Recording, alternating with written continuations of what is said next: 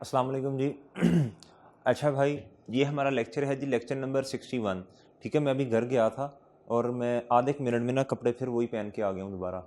अच्छा अच्छा भाई, ये जो लेक्चर है ना, ये अभी 3-4 लेक्चर शायद आपको यूट्यूब पे भी अवेलेबल करने पड़े हमें। वो सकमस्टांसिस कुछ इस तरह के हैं। तो चूँकि आप लोगों की जो पढ़ाई है वो बड़ी अहम है। नुकसान नुकसान नहीं होने देना इंशाल्लाह आपका। तो आप लोगों ने ना ये फ़ौरन लेक्चर सारे लेने हैं। सही है, अगर नहीं लेंगे तो भाई फिर नुकसान की बात है। और अगर लेक्चर अवेलेबल नहीं करेंगे तो भाई देखें सिलेबस आपका ना फिर आगे प्रोलॉन्ग करता जाएगा। और चूंकि आपके पेपर बाकी भी हैं और इंशाल्लाह आपने टाइमली अपनी अटैम्प्ट क्लियर भी करनी है, तो सिलेबस टाइमली ख़त्म भी करना है। सिलेबस ख़त्म होगा फिर आप अपनी प्रिपरेशन कर रहे होंगे। सही है, फिर उसके बाद मॉक भी है। तो अगर ज़्यादा हम डिले करते जाएंगे ना, वेट करते रहेंगे, तो भाई फिर नुकसान की बात है। अब आपने ईमानदारी से ये वाले लेक्चर जो हैं जैसे ही यूट्यूब पे आए आपने फ़ौरन क्या उसका नाम है, सर को 2-2.5 की स्पीड पे भगाना नहीं है, मैं इधर उड़ रहा हूँगा, इधर उड़ रहा हूँगा। आपने सुकून से इसे लेक्चर को ध्यान से लेना है, ठीक है? जिधर आपके अब सारे एमसीक्यूज़ मैंने पिछले लेक्चर में आपको करवा दिए हैं। अब जिधर मसला होगा आप इसे खोलिएगा। मैंने होमवर्क तो आपको दिया था, आपने मोस्टली कर भी लिए थे। ये सारे होमवर्क में आप लोगों ने कर लिए, आपने कहा था सर हमें समझ भी आ गई है। लेकिन फिर भी कुछ बच्चे जैसे हैं वो शाय होते हैं, शायद पूछते नहीं हैं, फिर उनके लिए अब सारी डिस्कशन हमने कर दी है। तो अब आपने जिधर आपकी गलतियाँ थी आपने देख लेनी है। और अभी इस लेक्चर में ना ये 3 छोटे छोटे से कॉन्सेप्ट हैं, ठीक है? एक तो बिल्कुल छोटा है, अभी 2-4 मिनट में हो जाएगा। और बाकी 2 और कॉन्सेप्ट्स हैं। फिर इस दफ़ा फिर एक इसके बाद एक दफ़ा नोट्स जो हैं उसमें हम उसकी रीडिंग कर लेंगे कुछ कुछ इंपॉर्टेंट चीज़ों की, ठीक है? फिर ये चैप्टर हमारा वाइंड अप हो जाएगा, ख़त्म हो जाएगा। अच्छा, एक कॉन्सेप्ट है एनआरवी एडजस्टमेंट का। सही है, अब डिफरेंस वाला अगर आप वो टेबल खोलेंगे ना तो एंड पे 11 नंबर पे आ रहा है। ये है परपेचुअल लेफ्ट हैंड साइड, ये पीरियोडिक, ये जो है ना ये है जी राइट हैंड साइड। इसमें परपेचुअल की बातें इस साइड पे की गई हैं, इधर परपेचुअल की बातें हैं। अच्छा, आपको पता है एनआरवी एडजस्टमेंट, अगर एनआरवी कम है कॉस्ट ज़्यादा है तो हमने लोअर ऑफ पे चीज़ों को रिकॉर्ड करना, तो एनआरवी की एडजस्टमेंट करनी पड़ जाएगी हमें। सही है, उस एडजस्टमेंट को कहते हैं जी, उसकी जो डबल एंट्री होती है ना वो होती है cost of sale debit inventory credit. अच्छा, एक अब कॉन्सेप्ट ये है कि एक लफ्ज क्वेश्चन में आ जाता है बिफोर और after, right down to NRV identified before और after final adjustment of NRV. अच्छा, ये लफ्ज जब अगर पेपर में आ गया ना, आइडेंटिफाइड, आइडेंटिफिकेशन एंट्री आपने करनी है बिफोर और फाइनल। सही है, ये लफ्ज जब बिफोर और आफ्टर, सॉरी फाइनल कह रहा हूं, बिफोर और आफ्टर का जब आ जाएगा ना तो हमने चुकन्ने हो जाना है। चुकन्ने क्यों होना है भाई? अब मैं थोड़ी सी बात ना जरा, थोड़ी सी हल्की सी बात टेक्निकल करने लगा हूं, जरा गौर से आपने बात को समझना है। भाई सादा बात तो ये है, एनआरवी की एडजस्टमेंट कभी करनी पड़ जाए, उसकी entry cost of sale debit और इन्वेंटरी क्रेडिट है, ठीक है? लेकिन आपको पता सिस्टम 2 हैं, एक है परपेचुअल और एक मेरे भाइयों है पीरियोडिक। अब ये 2 सिस्टम है, दोनों में एंट्री यही होनी है। लेकिन ना बाज़ औक़ात पेपर में वो हमसे एक लफ्ज़ दे देता है, भाई एनआरवी एडजस्टमेंट की डबल एंट्री बता दो हमें बिफोर, बिफोर फाइनल एडजस्टमेंट अगर का लफ्ज आ गया और कहता हमें ना एंट्री बता दो, तो ये मतलब समझ लें। अब मैं ये समझाने लगा हूं ये असल में इसका बिफोर का और आफ्टर फाइनल एडजस्टमेंट का मतलब क्या। भाई आपको इस बात का तो पता है परपेचुअल के अंदर कॉस्ट ऑफ सेल की एंट्री जो है वो साथ साथ होती रहती है। जैसे चीज़ें बिकती जाती हैं, सेल होती जाती हैं, उसके खर्चे की एंट्री हम करते रहते हैं। लेकिन पीरियोडिक में ऐसा नहीं होता। पीरियोडिक में हमें कॉस्ट ऑफ सेल का कब पता चलता है? पीरियड एंड पे आके हम कॉस्ट ऑफ सेल को फाइंड कर रहे होते हैं। सही है, साथ साथ जब चीज़ें बिकती हैं हमें कॉस्ट ऑफ सेल का पता नहीं चल रहा होता। इस वाले सिस्टम में ऐसा हो रहा होता है, ठीक है जी? उम्मीद है एक बात ये आपको समझ आ गई है। अच्छा, अब हमें चूंकि कॉस्ट ऑफ सेल का पता नहीं है, सही है, और एनआरवी एडजस्टमेंट आ गई है, एनआरवी की एडजस्टमेंट की एंट्री करनी पड़ गई है। भाई चूंकि हमें कॉस्ट ऑफ सेल का तो पता ही नहीं है, सही है, उसके कहने का मतलब ये है, फाइनल एडजस्टमेंट का जो लफ्ज इधर इस्तेमाल किया ना, फाइनल एडजस्टमेंट का मतलब ये है कि कॉस्ट ऑफ सेल की एडजस्टमेंट, कॉस्ट ऑफ सेल की एडजस्टमेंट की वो बात कर रहा है। भाई पीरियोडिक के अंदर कॉस्ट ऑफ सेल की एडजस्टमेंट हम कब करते हैं? भाई पीरियड एंड पे आके, ईयर एंड पे आके।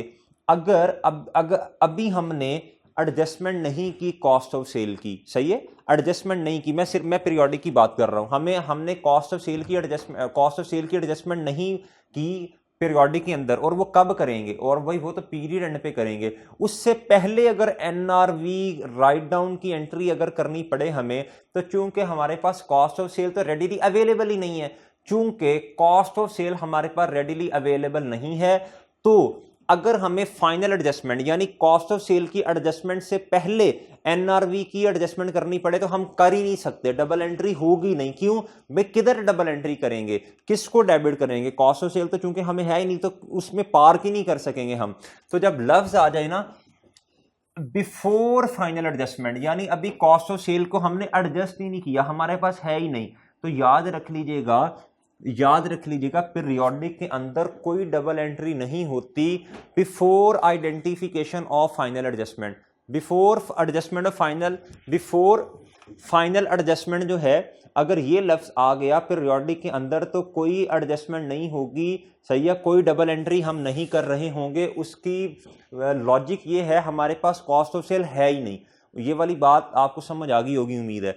अच्छा, अब बात रही after final adjustment of closing inventory. After final adjustment of closing inventory, भाई देखें, आज हमने एडजस्टमेंट कर दी है कॉस्ट ऑफ सेल की, हमारे पास क्लोजिंग स्टॉक भी हमें पता चल गया और कॉस्ट ऑफ सेल का भी पता चल गया।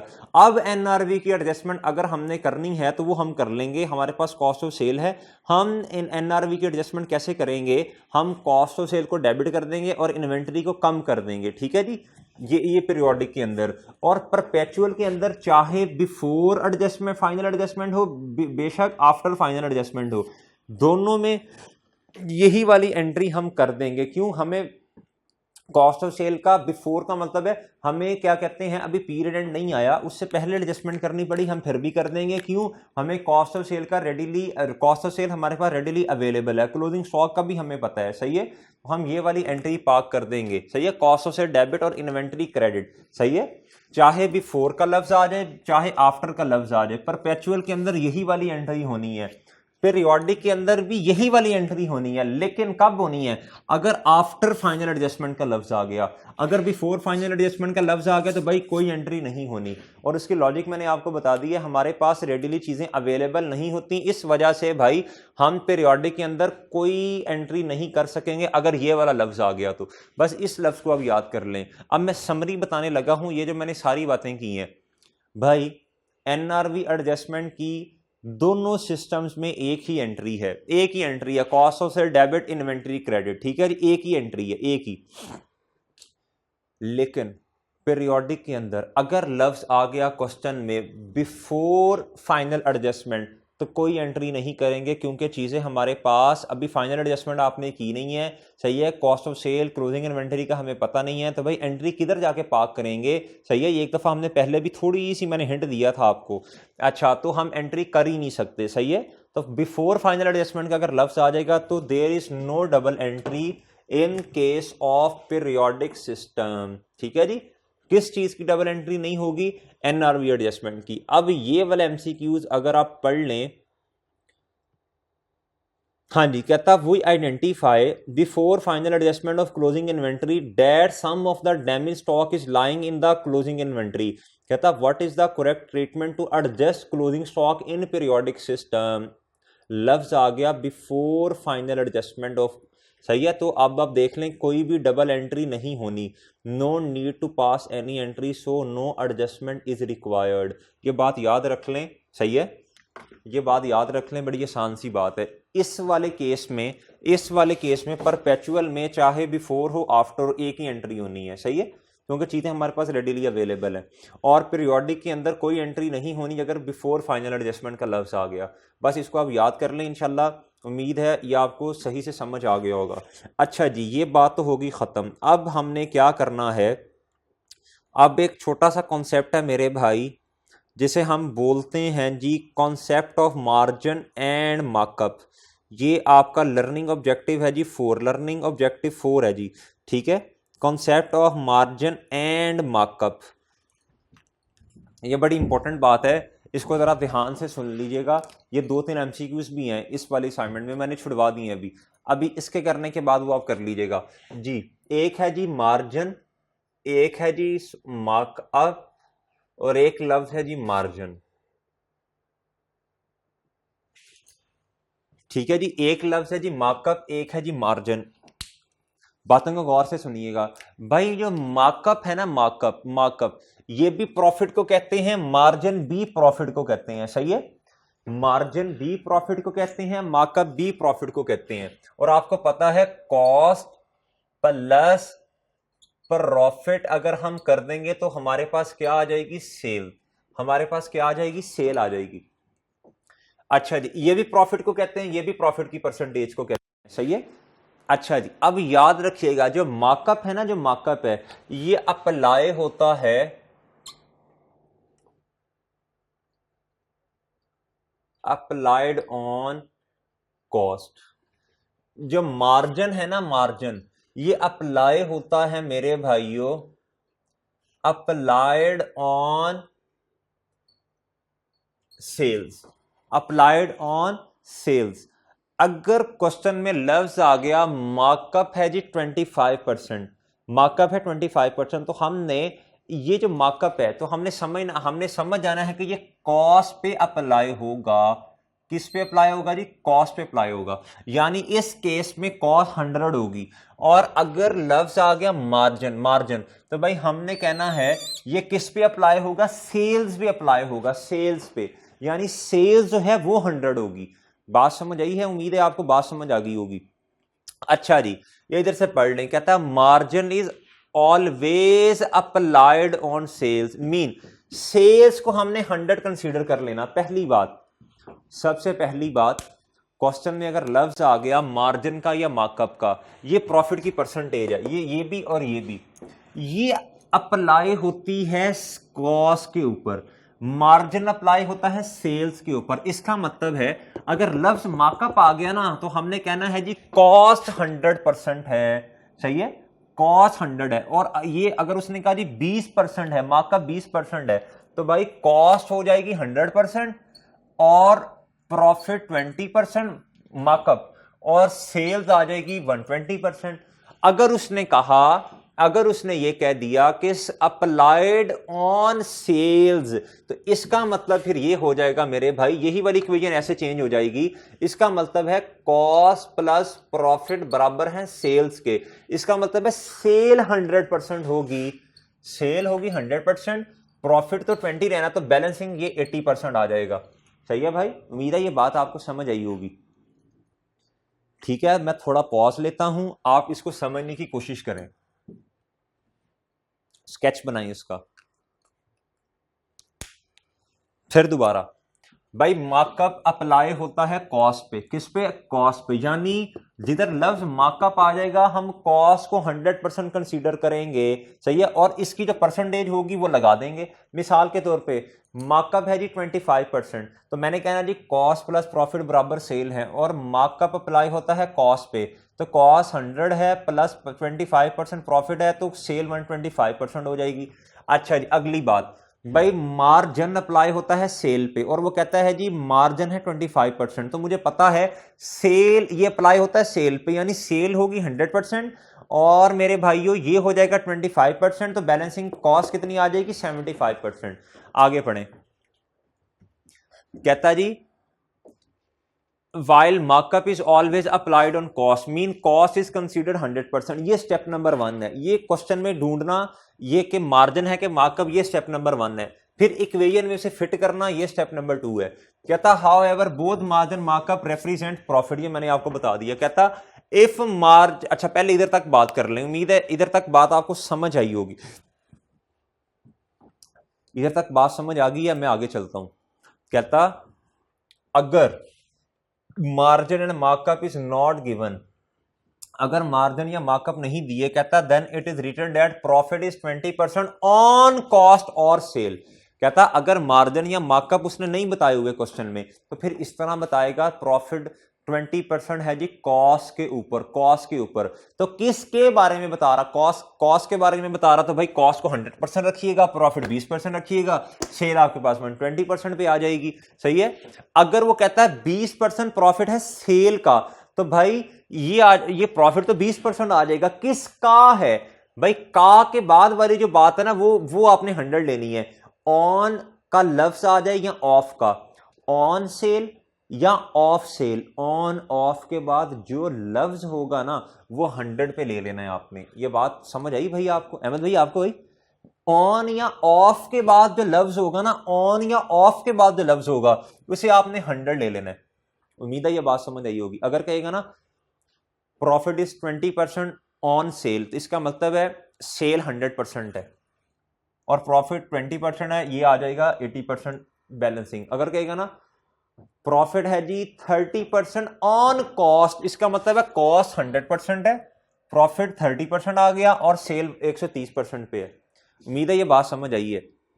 कहता ऑलवेज रिमेंबर कि ऑन स्लैश ऑफ लिख लें, वर्ड के बाद जो चीज होगी कॉस्ट और सेल वो 100% पर है। या तो आपको मार्जिन या मार्कअप के बारे में बता देगा, अगर ये नहीं बताया तो बता देगा प्रॉफिट लगना किस पे है। अच्छा ये तो होगी भाई बात, ये तो होगी एक बात। अब दूसरी बात कहता देन आइडेंटिफाई कि क्वेश्चन में सेल की अमाउंट गिवन है या कॉस्ट की। अब क्वेश्चन के अंदर हमने देख लेना है अमाउंट कौन सी गिवन है, ये तो परसेंटेजेस की बात होगी ना। फिर दूसरे नंबर पे हमने देखना अमाउंट कॉस्ट की गिवन है या सेल की। जो अमाउंट गिवन होगी, सही है, मिसाल के तौर पे मैं ये वाली इक्वेशन लेता हूं, ये वाली इक्वेशन ले लेता हूं, मिसाल के तौर पे ये इक्वेशन है और क्वेश्चन में गिवन है भाई कॉस्ट है जी 1,20,000 कॉस्ट है। मैंने निकालनी है जी सेल की फिगर, सेल की अमाउंट निकालनी है। तो मैं देखूंगा कॉस्ट 120,000 पे है, ये कितने पे पड़ी हुई है? ये 120,000 पे पड़ी है, ये 120,000 है, ये पड़ी है जी 80% पे। मुझे सेल चाहिए, सेल कितने पे पड़ी है? 100 पे। तो भाई मैं इस तरह करके ये निकाल लूंगा। ये मेरा ख्याल है कितनी आ जाएगी 150,000 मेरे पास सेल आ गई, 150,000 मेरे पास मेरे भाइयों क्या आ गई? सेल आ गई। ठीक है बात, उम्मीद है बात समझ आ रही होगी आपको। अच्छा अब ना जी इसकी कुछ प्रैक्टिस कर लेते हैं। कहता जो अमाउंट गिवन हो उसे न्यूमिनेटर में रखें और उसकी परसेंटेज को डिनोमिनेटर में and multiply it with the required percentage. कहने का मतलब ये है, कहता जो अमाउंट उसने क्वेश्चन में दे दी है ना, कहता उसे ऊपर रखें। ये उसने मिसाल के तौर पे क्वेश्चन में दे दी 120,000, इसे ऊपर रखा, इसकी परसेंटेज को नीचे रखा, इसकी परसेंटेज को नीचे रखा। ठीक है जी। कहता जो आपको चाहिए, प्रॉफिट चाहिए तो उससे मल्टीप्लाई कर दें, सेल चाहिए तो उससे मल्टीप्लाई कर दें, आसान सी बात है। अच्छा जी, अब असल में ना हम इसके करते हैं जी क्वेश्चन, फिर इंशाल्लाह बात जो है हमें आसानी से समझ में आ जाएगी। अब एक दफा मैं सारी बातें दोबारा रिपीट करता हूं भाई। देखिए क्वेश्चन में या तो कहेगा, या तो हमें बताएगा मार्जिन है या बताएगा मार्कअप है। कहता जी 20% मार्जिन है, तो मैंने कहना जी 20% प्रॉफिट है और ये मार्जिन है। मार्जिन का मतलब ये सेल पे लगेगा, तो सेल 100 है और प्रॉफिट 20, तो कॉस्ट 80% पे आ जाएगी। अगर कहता जी मार्जिन है, मार्कअप है, मार्कअप तो मुझे 20% मार्कअप है, तो मुझे पता 20% मार्कअप है और मार्कअप लगता है कॉस्ट पे, तो कॉस्ट 100 है, तो सेल 120 पे आ जाएगी। ये एक बात हो गई। ठीक है जी। अगर मार्कअप मार्जिन में बातें नहीं की तो वो कह देगा जी 20% और प्रॉफिट है 20% ऑन सेल का।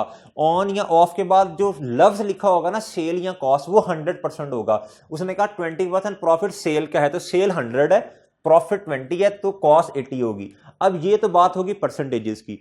अब देखें, अब उसने क्वेश्चन में ना एक चीज बताई होगी कि भाई सेल इतनी है, तो भाई वो कहेगा जी कॉस्ट आप निकाल दें या प्रॉफिट आप निकाल दें, या कहेगा जी कॉस्ट इतनी है, अमाउंट में बताएगा, तो कहेगा जी प्रॉफिट निकाल दें या सेल निकाल दें। तो जो चीज उसने, या तो उसने हमें कॉस्ट दी होगी या उसने सेल दी होगी, जो चीज उसने हमें दी होगी ना, जो अमाउंट हमें दी होगी, उसको ऊपर रखेंगे, उसकी परसेंटेज से डिवाइड करेंगे और रिक्वायर्ड से मल्टीप्लाई कर देंगे, जवाब आ जाएगा। अब क्वेश्चन करते हैं भाई। कहता है cost of the product is ₹800। कहता कॉस्ट कितनी है प्रोडक्ट की? 800 रुपया। ये उसने कॉस्ट दी हुई है, कॉस्ट दी हुई है, कॉस्ट की अमाउंट दी हुई है। कहता प्रॉफिट इज 20% ऑन कॉस्ट। कहता find the sale price of the product. भाई मैंने सबसे पहले क्या बनाई? मैंने बना ली इक्वेशन बना ली। अच्छा वो कहता है, कहता जी cost of the product is 800। ठीक है, ये तो अमाउंट दी ना, ये स्टेप नंबर 2 है। कहता भाई प्रॉफिट इज 20% ऑन कॉस्ट। भाई ऑन का मतलब है सेल 100 पे है, प्रॉफिट 20% है, 120 आ गई सेल। अच्छा कहता है find the sale price of the product. Sale price हमने निकाल के देनी है। कहता जी उसने कॉस्ट हमें क्वेश्चन में दी हुई है। भाई कॉस्ट है जी 800 रुपया, रुपीज 800। अच्छा भाई यही हमने ऊपर लिखा हुआ है, जो अमाउंट गिवन होगी उसे ऊपर रखना है और उसकी परसेंटेज को नीचे रख के उसे डिवाइड करके रिक्वायर्ड से मल्टीप्लाई करना। तो भाई उसने हमसे सेल की अमाउंट मांगी है ना, तो भाई ये 800 कितने को रिप्रेजेंट कर रहा है? ये 100 को रिप्रेजेंट कर रहा। भाई हमें क्या चीज चाहिए? हमें सेल चाहिए। तो 120 से मल्टीप्लाई करेंगे, ये परसेंटेज मैं नहीं लिख रहा इधर, करेंगे तो हमारे पास क्या आ जाएगी मेरे भाई? हमारे पास सेल आ जाएगी 960। उम्मीद है बात आपको समझ आई होगी, ठीक है। और अगर मिसाल के तौर पे मेरे पास ये वाली अमाउंट होती 960, ये सेल प्राइस है। सेल प्राइस कितने को रिप्रेजेंट कर रही है? 120।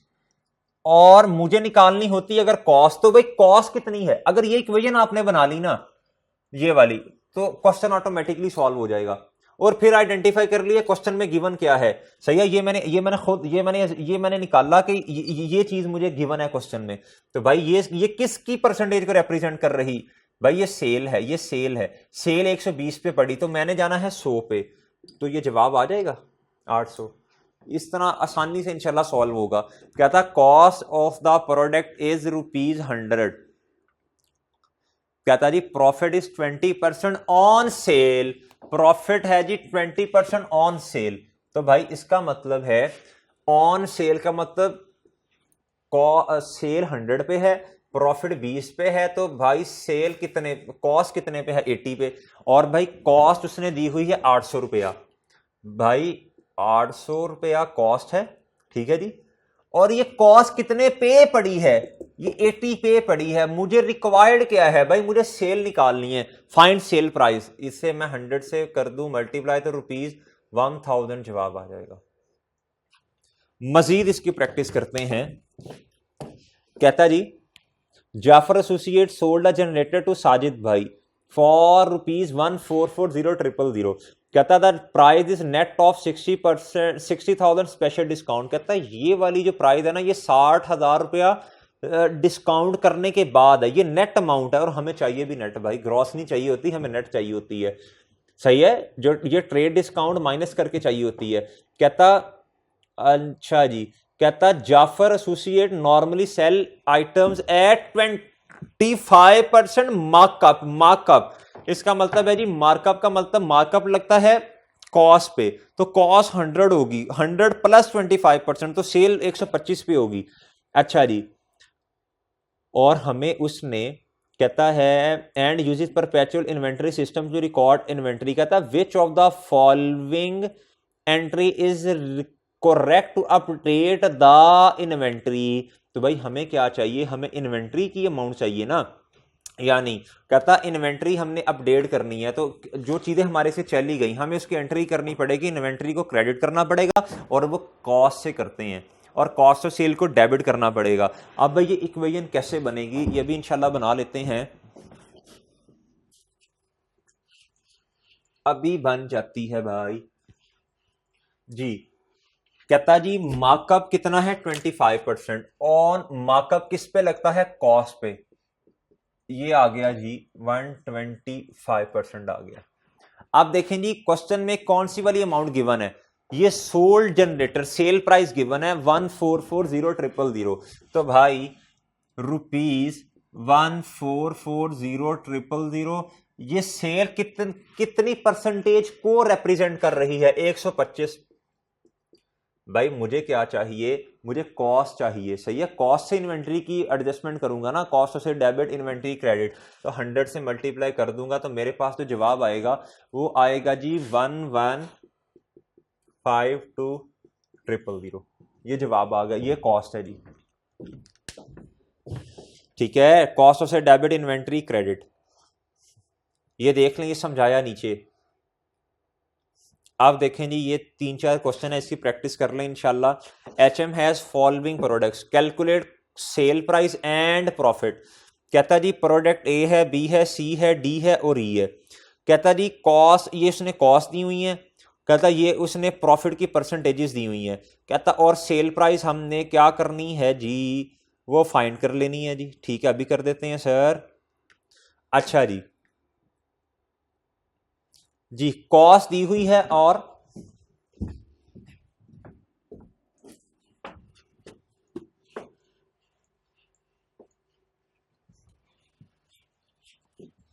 जी इक्वेशन बनाते जाएं, क्वेश्चन खुद ही सॉल्व होता जाएगा। अच्छा जी इक्वेशन है जी कॉस्ट प्लस प्रॉफिट बराबर है जी सेल्स के।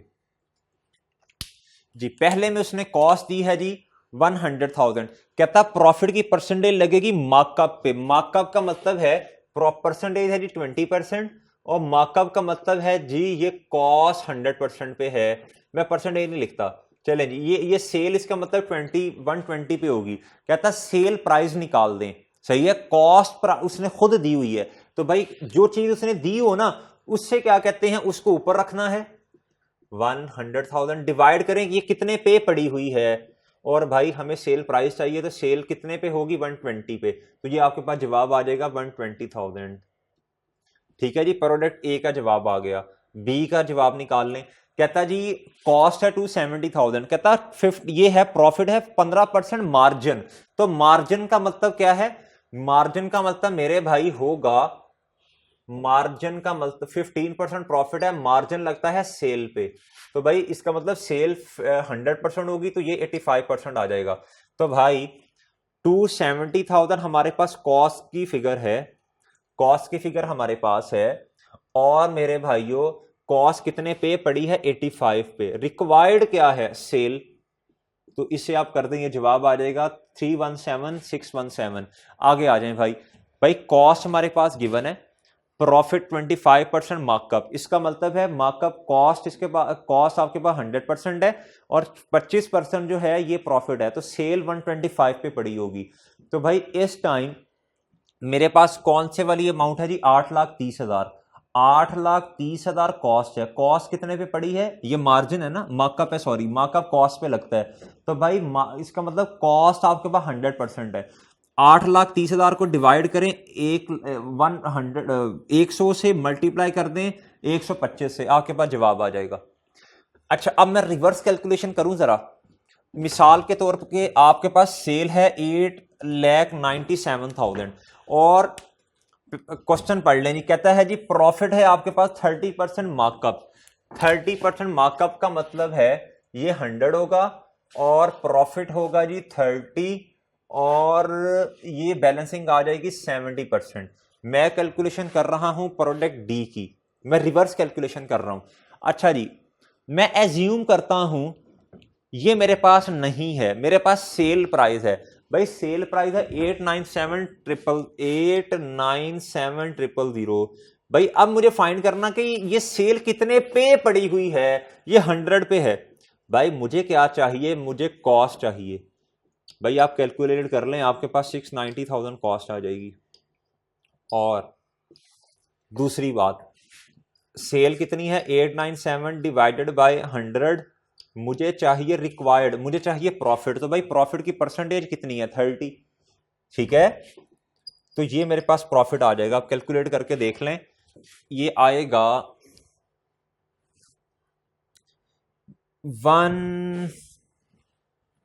2,07,000 शायद आएगा। करके देख लें, यही होगा। उम्मीद है आपको बात समझ आई होगी भाई।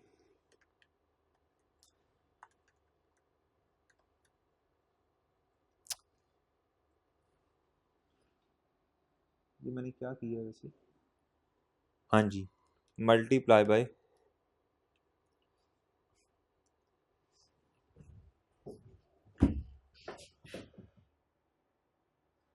अच्छा भाई ये मार्कअप है ना, 30% मार्कअप है। तो ये 897,000 मार्कअप किस पे लगता है, सॉरी ये गलत हो गया भाई, ये गलत हो गया, ये हमने गलत क्वेश्चन सॉल्व कर लिया है। ये हमने, सॉरी सॉरी ये क्वेश्चन गलत सॉल्व हो गया भाई। भाई मार्कअप तो लगेगा कॉस्ट के ऊपर लगेगा ना, कॉस्ट के ऊपर, तो इक्वेशन बनेगी, ये मार्जिन नहीं है मार्कअप है। ये है 30, ये कॉस्ट है 100, ये आ जाएगा 130%। ये मार्कअप है, ये मार्कअप है भाई, ये मार्कअप है। मार्कअप हमेशा कॉस्ट पे लगता है, सही है। तो अब मुझे बताएं, ये 130% पे पड़ी हुई है, हमें रिक्वायर्ड क्या है, कॉस्ट, हमें कॉस्ट चाहिए, तो ये आ जाएगा 690,000। अब करके देखें, जवाब सही आएगा। ये गौर से देखना है, मार्कअप है कि मार्जिन है। 897 डिवाइडेड बाय 130 मल्टीप्लाई बाय 100, ये 690,000 आ गया। ठीक है जी। अब आप देखें, ये अगर आपके पास अब कॉस्ट भी है, सेल भी है, ठीक है। अगर आपने प्रॉफिट निकालना सेल को इस्तेमाल करते हुए, तो सेल 130 पे पड़ी हुई है, रिक्वायर्ड है प्रॉफिट वो 30% है, तो जवाब आएगा मेरे भाई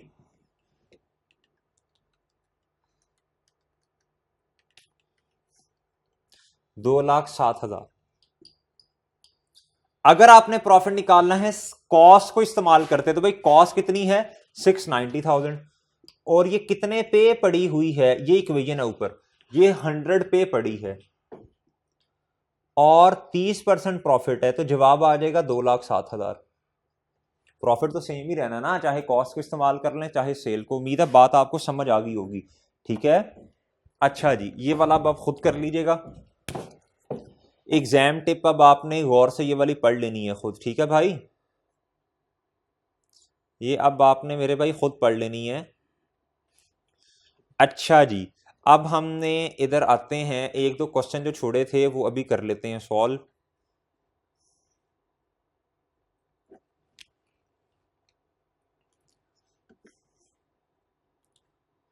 अच्छा जी, इधर एक दो क्वेश्चन थे वो सॉल्व कर लेते हैं। एक क्वेश्चन 12 था शायद।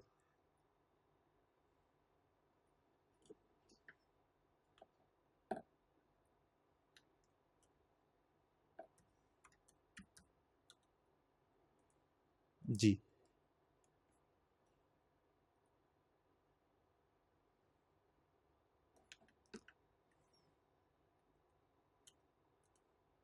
जी, ये देख लें भाई, कहता था ग्रॉस प्रॉफिट मार्जिन इज 25%। भाई मार्जिन जो है ये 25% है, ग्रॉस प्रॉफिट मार्जिन जो है वो 25% है। अब ये लैपटॉप बंद हो गया, अहमद भाई इसे बंद कीजिएगा, 1 मिनट चार्जर लेके आना। अच्छा भाई, ये वाला एमसीक्यूज था, the gross profit margin is 25%। अच्छा, मार्जिन किस पे लगता है, हमेशा सेल पे लगता है, तो भाई प्रॉफिट इसमें 25% होगा, और सेल कितनी होगी, वो 100% होगी, तो कॉस्ट कितनी है जी, वो ऑब्वियसली बैलेंसिंग फिगर 75% निकलेगी। अच्छा जी, अब इसको ना आपने सॉल्व करना है। अब इसमें कौन सी वाली चीज़ सही है वो आपने देख लेनी है। अब कहता है जी, cost of sale is ₹100,000 and sale are ₹120,000। आपने देखना है कौन से वाली इक्वेशन सही है, कौन से वाली इक्वेशन सही है। अब ये तो मुझे इधर से ही नजर आ रहा है, अगर इक्वेशन ये बनेगी, अगर भाई इक्वेशन ये बनेगी 100 प्लस, सॉरी ये है जी 25%, मैं परसेंट नहीं लिख रहा, और ये है 100, तो ये ऑब्वियसली 75% होगा ना, ये 75 होगा। एक तो अब मुझे इधर से ही चीज नजर आ रही है, अगर ये 75 है तो इसका मतलब है कॉस्ट ऑफ सेल 75% और सेल्स 100,000, तो ये 100% है, ये 75 है, ये वाला ऑप्शन तो बिल्कुल सही है। इसके अलावा कोई और भी सही हो सकता है, आप इधर से कैलकुलेशन करना शुरू करें। इसका मतलब है ये 100 है और ये 120, ये 120 पे है, ये 100, ये गलत है, ये वाला ऑप्शन गलत है, आप कैलकुलेशन करके देख लें, ये गलत है। ये 100 है, ये 125,000 है, तो भाई ये 125 है, ये 100 है, ये वाली ऑप्शन ही गलत है। अच्छा, आप ये 80,000 है और ये 106,667 है, आप इसे कैलकुलेट करके देख लें, ये जवाब आपका सही निकलेगा। सही है, आप इसको भी कैलकुलेट करके देख लें, पहले वाले को, पहले वाला 100,000 पे पड़ा है, यानी ये 75 है, सही है, ये 75 है, तो मल्टीप्लाई 100 से करूंगा तो जवाब कितना आना चाहिए भाई, 133 आएगा, 1,33,333। तो ये तो गलत हो गया ना, कॉस्ट ऑफ सेल अगर 100 है और ये 75 पे है, तो 100 से जब मल्टीप्लाई करूंगा तो ये वाला ऑप्शन भी गलत है, आप कैलकुलेट करके देख लें। हाँ, कॉस्ट ऑफ सेल अगर 80,000 है और ये 75% पे पड़ी और 100 से मल्टीप्लाई करूंगा तो ये वाला ऑप्शन सही है, 106,667, ये वाला ऑप्शन बिल्कुल सही है। अगर ये 75% है और 100 मैंने कॉस्ट है तो 100% पे सेल है, तो इससे मल्टीप्लाई करूंगा 100% से, तो ये मेरे पास सेल 100,000 आ जाएगी। ये दोनों ऑप्शन सही हैं। इसके अलावा कोई और क्वेश्चन भी देख लेते हैं, इसके अलावा कोई और क्वेश्चन भी देख लेते हैं। अच्छा जी भाई, यही थे शायद, ये वाला हमने सॉल्व कर ली है, ये वाला हमने अभी रिसेंटली सॉल्व किया है। मार्कअप वाला देख लेते हैं कि मार्कअप के नाम से तो नहीं है, मार्कअप नहीं जी, मार्कअप के नाम से नहीं है। चले, मेरा ख्याल ये 2 क्वेश्चन ही थे शायद जी, ये 2 क्वेश्चन थे। उम्मीद है आपको मार्कअप मार्जिन वाला कॉन्सेप्ट जो है अच्छे से समझ आ गया होगा, इसमें कोई एम्बिग्विटी नहीं है। आपने देखना है मार्जिन दिया कि मार्कअप दिया, मार्जिन हमेशा जो है वो सेल पे लगेगा, यानी सेल 100% है, सही है। और जो है मार्कअप का लफ्ज मार्जिन सेल पे लगेगा, मार्कअप का लफ्ज है तो वो इसका मतलब है कॉस्ट पे लगेगा, यानी कॉस्ट 100 है, सही है। आगे उसकी प्रॉफिट की परसेंटेज देख लें तो बैलेंसिंग फिगर आ जाएगी, ठीक है। फिर उसके बाद अगर मार्जिन मार्कअप नहीं दिया, फिर ये दिया होगा कि प्रॉफिट अप्लाई होगा कॉस्ट पे, ऑन कॉस्ट या ऑफ कॉस्ट, सही है, तो एट कॉस्ट। तो ये जो प्रोपोजिशन जो है ना ये वाली, इसका मतलब है ऑन ऑफ के बाद जो लफ्ज है ना वो 100% पे होगा, सही है।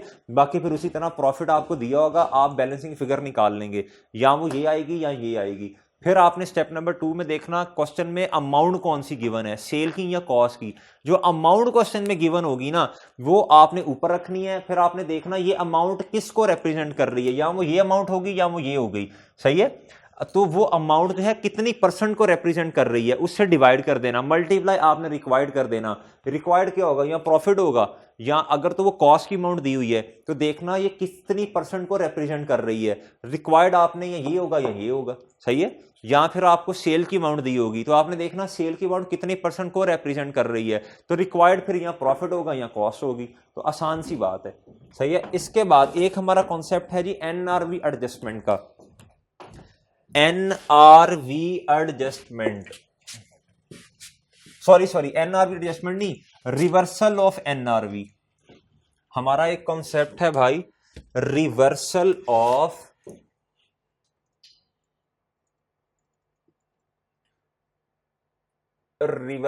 Of NRV. यानी इसका मतलब ये है, हमने अपनी किताबों में कॉस्ट जो है वो रिकॉर्ड की होगी, सही है, लेकिन एनआरवी जो है वो कम होगी, तो हमने एनआरवी की एडजस्टमेंट कर दी होगी, सही है। एक बात ये, अब ये जो एडजस्टमेंट किया ना इसकी रिवर्सल की बात कर रहा है। रिवर्सल जब एडजस्टमेंट कर दी होगी तो हमने एक्सपेंस रिकॉर्ड किया होगा, सही है। अब हम इसकी रिवर्सल को सीखने लगे हैं कि भाई अब देखते हैं असल में होता क्या है।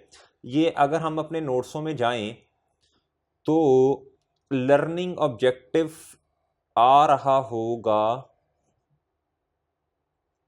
ये रहा भाई रिवर्सल ऑफ एनआरवी, ये लर्निंग ऑब्जेक्टिव है मेरे भाई, learning objective LO 5.1 item by item. अच्छा, जो आइटम बाय आइटम का कॉन्सेप्ट है ना इसे नोट कर लें। ये जब हम अपना चैप्टर पढ़ेंगे ना अकाउंटिंग फॉर मैन्युफैक्चरिंग, तो उसमें मैं आपको पढ़ाऊंगा आइटम बाय आइटम का असल में मतलब क्या होता है। अभी भी समझ आ जाएगा, मसला नहीं है, लेकिन तब इंशाल्लाह लॉजिक ज़्यादा अच्छी तरह से क्लियर होंगी। अच्छा, इसके नीचे आप आएंगे ना तो रिवर्सल ऑफ एनआरवी आ रहा होगा। इस क्वेश्चन को ज़रा पढ़ें। कहता है Marfani and co has purchase goods costing ₹100,000 at start of 2001। कहता इसने चीज़ें खरीदी हैं 2001 के स्टार्ट में। कहता how ever the goods remain unsold. कहता ये चीज़ें नहीं बिक सकी, बहुत तेरी खैर, फॉर 5 साल, 5 साल चीज़ें ही नहीं बिक सकी। कहता and the estimating selling price and cost of realisation. भाई कॉस्ट ऑफ रियलाइजेशन का मैंने आपको बताया था, एस्टिमेटिंग सेलिंग प्राइस में से आपने लेस कर देनी है कॉस्ट एस्टिमेटेड सेलिंग कॉस्ट और एस्टिमेटेड कॉस्ट ऑफ कंप्लीशन, उसने दोनों लफ्ज़ ये नहीं दिए हुए क्वेश्चन में, और अगर लफ्ज़ दे दिया ना कॉस्ट ऑफ रियलाइजेशन, तो रियलाइजेशन को आपने माइनस कर देना है सेलिंग कॉस्ट में, सॉरी एस्टिमेटेड सेलिंग प्राइस में से, आपके पास एनआरवी आ जाएगी। कहता वर एज फॉलोज, कहता जी स्टार्ट में देखें, कहता जी एस्टिमेटेड कॉस्ट है जी 1,00,000 रुपया, एस्टिमेटेड सेलिंग प्राइस है 1 जनवरी 2001 पे 2,20,000, और एस्टिमेटेड कॉस्ट ऑफ रियलाइजेशन है 20,000 रुपया। ठीक है जी। उसके बाद ईयर एंड जब आ गया पहले साल का, तो भाई मेरे सेलिंग प्राइस 1,35,000 है और कॉस्ट ऑफ रियलाइजेशन है 15,000। इसी तरह दूसरे साल के एंड पे, तीसरे, चौथे और पांचवें साल के एंड पे उसने हमें एस्टिमेटेड सेलिंग प्राइस का डेटा भी दिया हुआ है, और उसने हमें जो है वो रियलाइजेशन कॉस्ट भी दी है। यानी एनआरवी हम कैलकुलेट कर सकते हैं हर साल के एंड पे, और ये एडजस्टमेंट जो हम करते हैं ना, ये साल के शुरू में नहीं करते, ये साल के आखिर में कर रहे होते हैं। अच्छा जी, अब मैं क्या करूंगा, अब मैं इस तरह करके ना एक तो कॉस्ट का कॉलम बना लूंगा, कॉस्ट, ये एक ही प्रोडक्ट की बात हो रही है ना, एक ही प्रोडक्ट पर वो 5 साल बिकी नहीं है, कॉस्ट और फिर भाई एनआरवी, इन दोनों में से जो लोअर है उसको मैं रिकॉर्ड करूंगा। फिर मैं तीसरा कॉलम बनाता हूं जी recorded at lower of, lower of क्या भाई, कॉस्ट एंड एनआरवी, इन दोनों में से जो लोअर होगा वो मैं इधर रिकॉर्ड कर दूंगा। सही है जी। ईयर 1, ईयर 2, ईयर 3, ईयर 4 और ईयर 5, 5 साल का डेटा मेरे पास है। ये तो साल के शुरू का डेटा है ना, ये वाला 1 जनवरी, इसको तो मैं अभी कुछ नहीं कर रहा। सही है, मुझे ईयर एंड पे कैलकुलेट करना है ना, 31 दिसंबर, 31 दिसंबर, ये 5 साल है मेरे पास जी। भाई कॉस्ट तो हर साल की चेंज नहीं ना हुई, कॉस्ट तो सेम ही रहती है। आपने कोई चीज खरीदी है, वो तो तीसरे साल पे भी अगर आपसे कि पूछेगा भाई आपने जो मोबाइल खरीदा कितने का खरीदा, कॉस्ट तो सेम रहेगी, कॉस्ट में तो चेंज नहीं आएगी। भाई ये जो मैंने लफ्ज लिखा ना रिकॉर्डेड एट, ये होता है, ये किधर रिकॉर्ड होता है, एसओएफपी में, एसओएफपी में। अच्छा जी, ये तो एसओएफपी में हमने रिकॉर्ड कर दिया। उसके बाद भाई क्या होगा, अच्छा जी, अच्छा जी, इसको ना थोड़ा सा मुझे क्या करना पड़ेगा, को लूज करना पड़ेगा।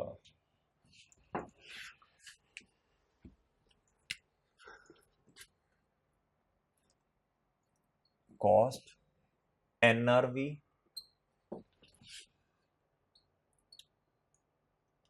recorded at lower of cost and NRV। ठीक है जी। अच्छा जी, अब मेरे भाइयों ईयर 1, ईयर 2, 3, 4 और 5 जी। भाई कॉस्ट तो हर साल की सेम ही रहेगी,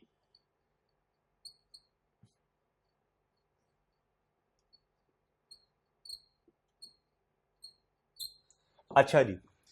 भाई एस्टिमेटेड सेलिंग प्राइस जो है, ये मैं ईयर एंड पे देख रहा हूं ना, 1,35,000, और इसमें से अगर 15,000 मैं माइनस कर दूंगा कॉस्ट ऑफ रियलाइजेशन, तो मेरे पास एनआरवी आ जाएगी पहले साल पे 120,000। ठीक है जी। तो भाई पहले साल के एंड पे मैं किस चीज पे रिकॉर्ड कर रहा हूंगा, ये एसओएफपी में रिकॉर्ड करूंगा ना। तो भाई लोअर क्या है, 100,000। ठीक है जी, 100,000।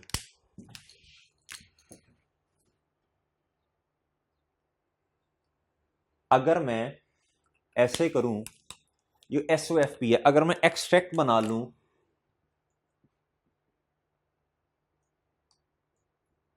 एसओएफपी के, अगर मैं एक्सट्रैक्ट बना लूं मेरे भाई एसओएफपी के, तो भाई पहले साल इधर मुझे क्या रिकॉर्ड करना पड़ेगा, पहला साल, दूसरा, तीसरा, चौथा और पांचवा, साथ साथ ये अगर बना लूंगा ना, पिक्चर क्लियर होती जाएगी।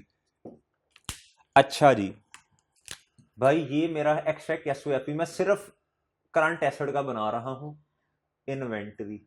भाई पहले साल तो मसला ही कोई नहीं है, खुशी की बात है, एनआरवी ज्यादा है, ज्यादा है, कोई मसला नहीं है। अगर कॉस्ट अगर कम होती ना एनआरवी से, मसला फिर आना था। सॉरी, अगर एनआरवी कम होती ना कॉस्ट से मसला फिर आना था। आज कोई मसला नहीं है। मेरी किताबों में ये चीज कितने की जा रही होगी? 100,000 पे पड़ी होगी। और भाई क्या मुझे इधर मैं अगर लिखूं चौथा कॉलम अगर मैं बना लूं साथ ही एनआरवी एडजस्टमेंट, या मैं राइट ऑफ का राइट ऑफ, यानी मतलब इसका एनआरवी एडजस्टमेंट, तो भाई पहले साल पे तो मुझे 1 रुपए की भी एडजस्टमेंट नहीं करनी पड़ेगी। ठीक है जी। फिर लगे हाथों में अगर एक्सट्रैक्ट बना लूं ना, SOCI के, मैं एक्सट्रैक्ट बनाना, हमने हर चैप्टर के एंड पे हम एक्सट्रैक्ट बनाते हैं ताकि चीजें हमारे माइंड में क्लियर हो। तो भाई राइट ऑफ के नाम से अगर मैं एक्सट्रैक्ट बनाऊं, पहला साल, दूसरा साल, तीसरा साल, चौथा साल और 5वां साल। भाई पहले साल क्या प्रॉफिट एंड लॉस में कुछ जाएगा? 1 रुपया भी नहीं जाना। अब जरा देखें, अच्छा ये जो मैं एक्सट्रैक्ट बना रहा हूं ना, इसके बगैर ना ये बात समझ नहीं आती, समझ आ जाती है लेकिन आप कंफ्यूज हो जाएंगे। इससे इंशाल्लाह बात आसानी से समझ आएगी। अब भाई दूसरा साल कॉस्ट तो सेम है। अब भाई मुझे बताएं दूसरे साल के एंड पे एनआरवी कितनी है? 1,00,000 रुपया सेलिंग प्राइस है, और मेरे भाइयों जो एस्टिमेटेड रियलाइजेशन कॉस्ट है वो है जी वो है 10,000 रुपया। तो भाई ये कितनी आ गई? एनआरवी आ गई 1,00,000 में से 10,000 माइनस करें तो एनआरवी आ गई भाई 90,000। भाई मुझे बताएं, मैं बैलेंस शीट में लोअर ऑफ पे रिकॉर्ड करूंगा तो लोअर क्या है? एनआरवी 90,000। भाई चीज कल के जो बिकेगी ना वो 90,000 को बिकेगी। और प्रूडेंस अंकल कहते हैं अगर आपको पता कल की चीज जो है वो कॉस्ट से भी कम की बिकनी, तो जितनी कम की बिकनी उसकी एडजस्टमेंट कर दें। भाई प्रॉफिट एंड लॉस में कुछ लेके जाऊंगा मैं, इधर मैं लिख देता हूं प्रॉफिट एंड लॉस में कुछ लेके जाऊंगा बिल्कुल भाई। 10,000 रुपए की मुझे एडजस्टमेंट करनी पड़ेगी। 10,000 रुपए की मुझे क्या करनी पड़ेगी भाई? एडजस्टमेंट करनी पड़ेगी। तो भाई मुझे बताएं यही वाला स्टॉक कितने पे रिकॉर्ड करूंगा मैं किताबों में? 90,000 पे। सही है भाई। पिछले साल 1,00,000 पे था, अब कितने से करना पड़ेगा? 90,000। तो भाई मेरा जो मेरी एनआरवी है वो कॉस्ट से भी कम की है, तो भाई इधर मुझे कुछ रिकॉर्ड करना पड़ेगा एसओसीआई या प्रॉफिट एंड लॉस में। जी बिल्कुल, 10,000 से एज एन एक्सपेंस रिकॉर्ड करूंगा। अगला साल आए भाई, तीसरे साल के एंड पे 90,000 और 15,000। 90,000 सेलिंग प्राइस में से 15,000 में मजीद माइनस कर दूं तो मेरे भाई मुझे अमाउंट बता दें, ये आ जाएगी एनआरवी 75,000। 90,000 में से मैं अगर 15,000 माइनस कर दूं तो भाई ये आ जाएगी 75,000। अब मुझे बता दें एक बात, मैं 75,000 से चीजों को रिकॉर्ड करूंगा या फिर 100,000 से? लोअर क्या है भाई? लोअर है 75,000। 75,000 लोअर है। ठीक है जी।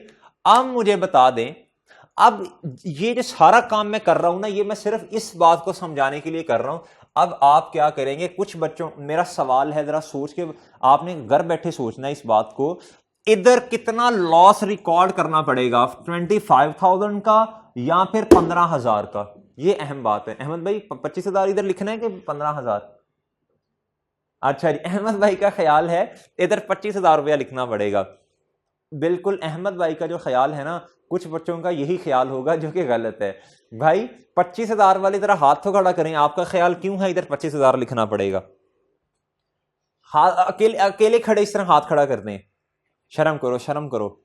अच्छा भाई देखें, बात सुनिए, असल में देखें ये लोअर है, ये किताबों में तो 75,000 से ही जाना है, 75,000 से ही जाना है, लेकिन प्रॉफिट एंड लॉस में 25,000 जाना या फिर 15,000 जाना, ये सवाल है। भाई देखें जरा गौर से बात को समझिएगा। आपने एक चीज पिछले वाले साल में किताबों में कितने से रिकॉर्ड की हुई है? 90,000 से। 100,000 से नहीं, 90,000 से। अब उसकी वैल्यू कम होके 75,000 हो गई है। पिछली दफा 1,00,000 से कम होके 90 पे आई थी, आपने 10,000 का लॉस रिकॉर्ड किया था। अब ये ही अमाउंट जो आपने पिछले साल 90,000 पे रिकॉर्ड की थी, अब उसकी वैल्यू बैलेंस शीट में 75,000 है। तो भाई कितने से राइट ऑफ की एंट्री करनी है? 15,000 से। 15,000 से करनी है भाई, 15,000 से करनी है। ये इन दोनों का कंपैरिजन करना है, इन दोनों का कंपैरिजन करना है ना भाई। 15,000 से रिकॉर्ड करना है भाई। प्रॉफिट एंड लॉस में कितना जाना भाई? 10,000 तो आप पिछले साल रिकॉर्ड कर चुके हैं।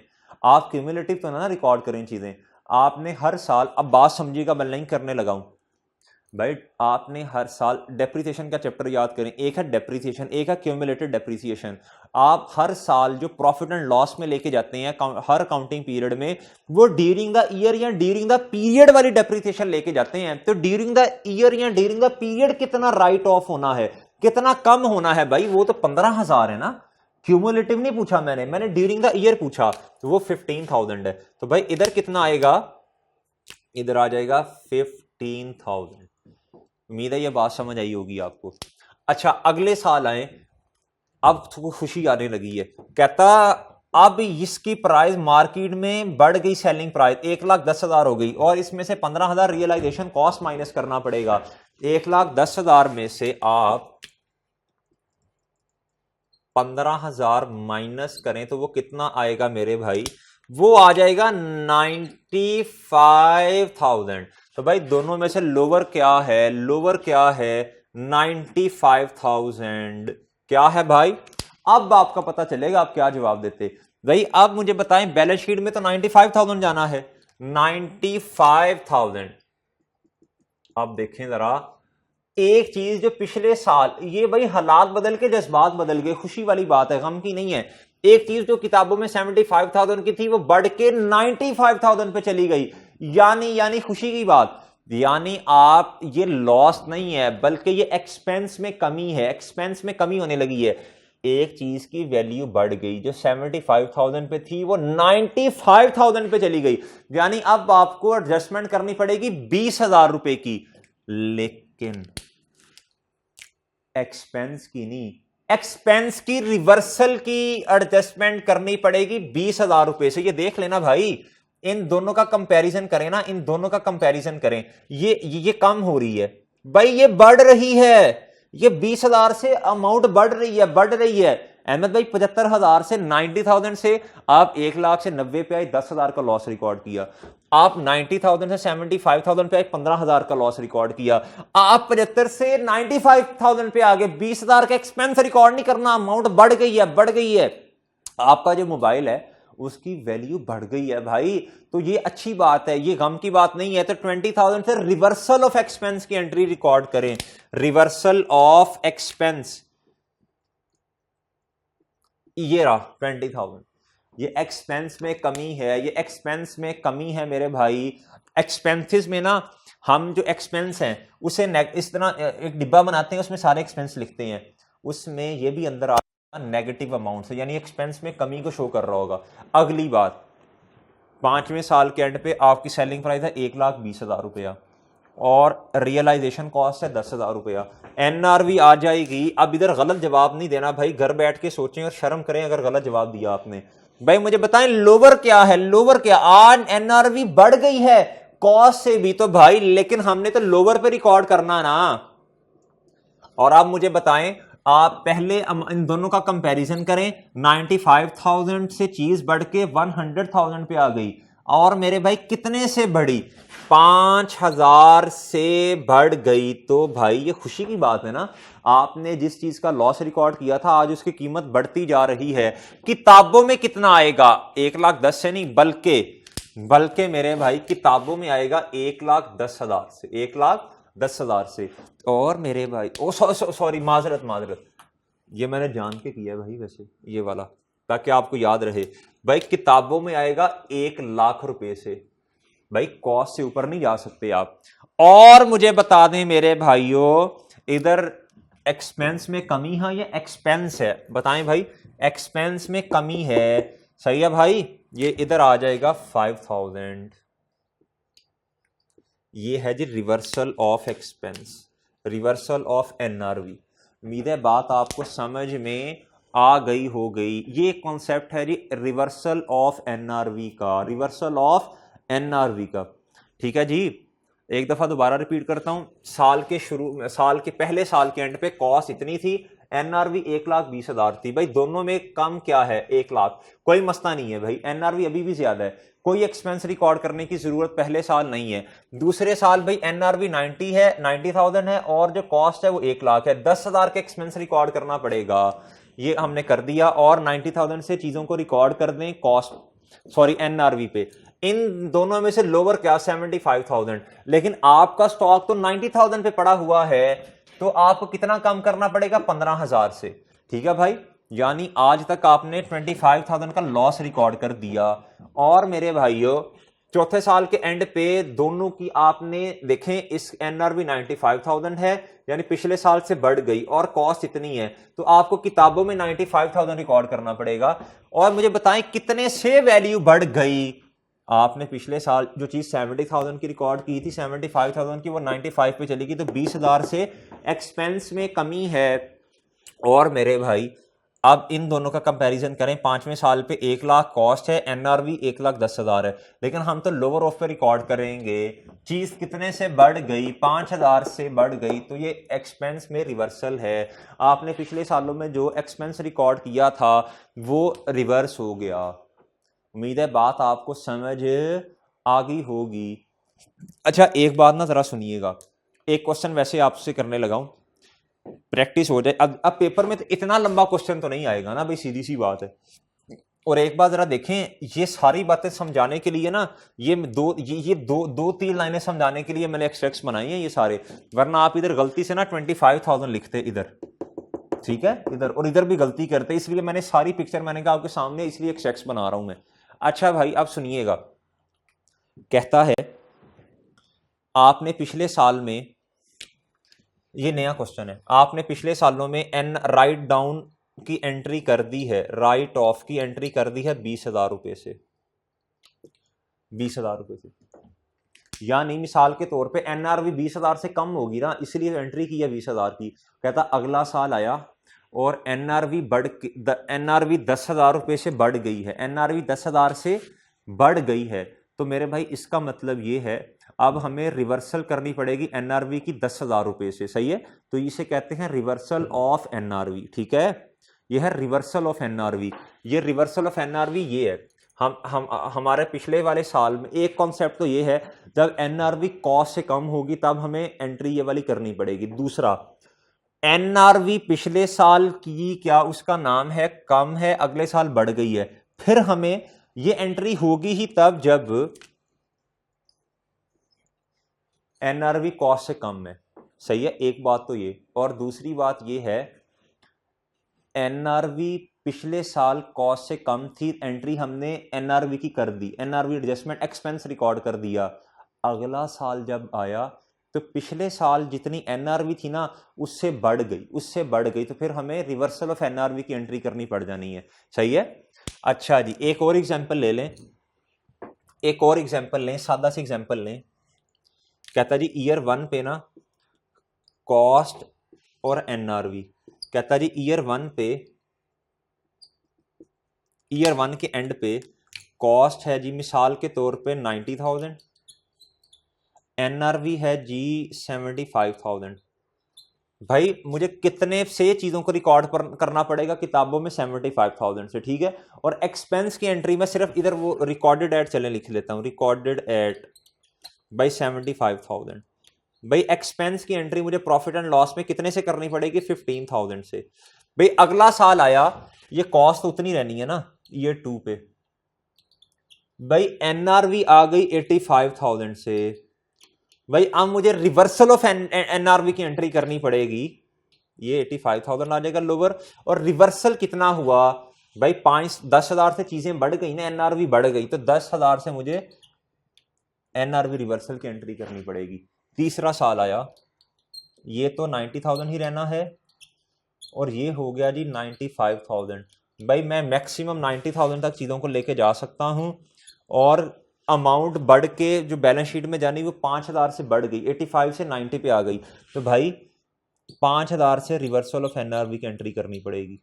इस तरह का सादा सा क्वेश्चन आएगा पेपर में अगर आपको आया। उम्मीद है बात आपको समझ आ गई होगी। अब 2 से 4 मिनट मजीद दीजिएगा, एक नज़र मैं मार लूँ कोई हमारा कॉन्सेप्ट ना रह गया हो। भाई आइटम बाय आइटम है ना, ये मैं इंशाल्लाह आपको बाद में करवा रहा हूँ, ठीक है, ये अकाउंटिंग फॉर मैन्युफैक्चरिंग के साथ करवाऊंगा। अब ये चैप्टर हमारा हो गया है मेरे भाइयों कंप्लीट। ये सारी बातें हमने पढ़ ली, ये भी पढ़ ली, ये भी पढ़ ली, ये भी पढ़ ली, ये सारी नोट्स भी मैंने आपको पढ़वा दी हैं। एक बात देख लें, रीजंस फॉर मेंटेनिंग इन्वेंट्री। हम अपने पास क्लोजिंग स्टॉक क्यों मेंटेन करते हैं? ये 3 रीजन है। Meeting variation in production demand, ताकि अपनी जो डिमांड है प्रोडक्शन की उसे मीट करने के लिए। Economies of scale, economies of scale का मतलब आपने इकोनॉमिक्स में बड़ा डिटेल में पढ़ा होगा, ताकि हमें फ़ायदा हो सके। जब चीज़ें बल्क में आप लेते हैं तो आप क्या कहते हैं, फिर आपकी कॉस्ट कम हो जाती है। इकोनॉमीज ऑफ स्केल में और भी कई चीज़ें आती हैं, मैं इसकी डिटेल में नहीं जा रहा। कहता है जी guarding against price increase and stock outs. Stock out का मतलब होता है आपको कल को कोई ऑर्डर आया या आज आपको ऑर्डर आ गया, आपके पास चीज़ें ही नहीं पड़ी तो आपने बनानी कहाँ से हैं? सही है, जब स्टॉक आउट होता है ना, आपके पास चीज़ें ही नहीं होती तो भाई अब फिर डिलेज आना शुरू हो जाते हैं। जब डिलेज आते हैं तो फिर आप चीज़ें जो हैं वो कस्टमर को बना के नहीं टाइमली दे सकते और कस्टमर किसी और के पास चला जाएगा। इस चीज़ से बचने के लिए, और देखें कल को अगर कोई इन्फ्लेशनरी इकोनॉमी है किसी कंट्री की तो चीज़ें बढ़नी है, अमाउंट प्राइस बढ़नी है, इसलिए भाई आज चीज़ें ले लें ताकि जो है आज ज़्यादा चीज़ें ले लें, ताकि फिर जो है वो अगर प्राइसेस इंक्रीज हो रही हैं तो उस इंक्रीज से बचने के लिए आपके पास चीज़ें पड़ी हों। सही है, तो ये रीजंस हैं।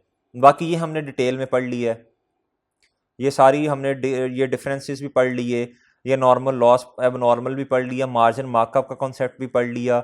ये एग्जाम टिप्स आपने ध्यान से 2-2 3-3 दफ़ा पढ़नी है भाई। एनआरवी आपने पढ़ ली, इसको गौर से पढ़ना है, एनआरवी में जो इंपॉर्टेंट एग्जाम टिप्स हैं। अच्छा जी, आइटम बाय आइटम मैंने कहा बाद में इंशाल्लाह आपको पढ़ाऊँगा। उसके बाद रिवर्सल ऑफ एनआरवी का कॉन्सेप्ट भी आपने ले लिया, ये देख लें एक दफ़ा। कहता at end of accounting period we need to check that cost exceeds NRV और नॉट। ये हमें देखना पड़ेगा, इफ़ कॉस्ट ज़्यादा है एनआरवी से तो भाई तो फिर मसला है ना, तो फिर हमें राइट डाउन की एंट्री करनी पड़ेगी। If at the next accounting period NRV ज़्यादा होगी कॉस्ट से, एनआरवी कॉस्ट से भी बढ़ गई of the same product, then reversal up to the extent of loss reversal shall be made. सही है, अगर एनआरवी से बढ़ गई तो हमें रिवर्सल की एंट्री करनी पड़ेगी। कहता अगर आपने पिछले सालों में एनआरवी कम थी कॉस्ट ज्यादा थी तो एनआरवी की एडजस्टमेंट कर दी होगी राइट डाउन की। कहता अगर एनआरवी अगले साल में कॉस्ट से भी बढ़ गई तो फिर आप कॉस्ट से ज्यादा तो नहीं रिकॉर्ड कर सकते, लोअर ऑफ पे रिकॉर्ड करेंगे, लेकिन up to the extent of cost जो है उधर तक फिर हम जो है वो रिवर्सल की एंट्री कर देंगे, जिस तरह हमने इधर की है ना।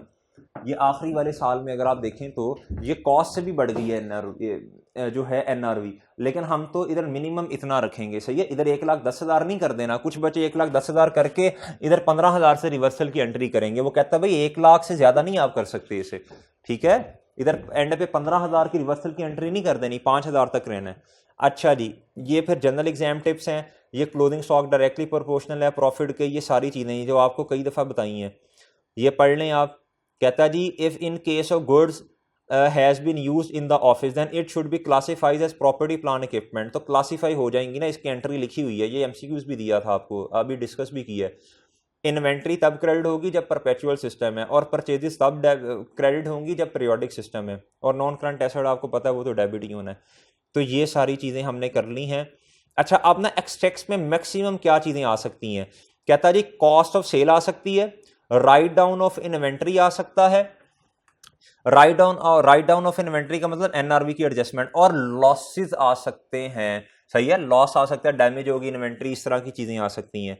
Reversal of write down, reversal of write down का मतलब क्या होता है? अगर आप एक्सट्रैक्ट्स बनाएंगे ना तो इस तरह करके रिवर्सल आ सकती है इसकी, ठीक है। अब आप कहेंगे सर जी आपने तो, ये मैं रेस कर रहा हूं, आपने इसकी पिक ले लेनी थी पहले, थोड़ा पीछे करके लेक्चर ले लीजिएगा। और सही है भाई, प्रॉफिट एंड लॉस का अगर एक्सट्रैक्ट बनाऊंगा तो कॉस्ट ऑफ सेल आएगी इसमें, उसके बाद राइट डाउन की एंट्री आ सकती है, राइट ऑफ की, और रिवर्सल ऑफ एनआरवी आ सकता है। सही है। अब आप सोचेंगे सर जी राइट ऑफ और रिवर्सल ऑफ एनआरवी इकट्ठा तो नहीं ना आएगा। भाई सही है, लेकिन हो सकता है किसी और प्रोडक्ट की बात की जा रही हो, ये किसी और प्रोडक्ट की बात की जा रही हो। मिसाल के तौर पे ये 1 लाख है, ये तो एक्सपेंस है ना, सही है, ये एक्सपेंस है और ये 20,000 है और रिवर्सल 5,000 है, तो ये नेगेटिव से लिख देना है आपने। ये मैं एक्सपेंसेस की बातें कर रहा हूँ ना, ये इस तरह। उम्मीद है बात आपको समझ में आ रही होगी ये वाली। अच्छा जी, एसओएफपी में क्या जाता है? एसओएफपी में क्लोजिंग इन्वेंटरी जाती है। क्लोजिंग इन्वेंटरी कुछ भी हो सकती है, सही है। ये हम इंशाल्लाह ये चीज़ें लिखी है ना, ये मैं अकाउंटिंग फॉर मैन्युफैक्चरिंग के चैप्टर में डिटेल में इंशाल्लाह आपको बता रहा हूँ। और ये डिस्क्लोजर्स है, इस पे हमने बात कर ली है, ठीक है। चलें, ये चैप्टर हमारा ख़त्म और इसके साथ हमारा लेक्चर भी ख़त्म। फिर आपसे मुलाकात होगी। अल्लाह हाफिज़।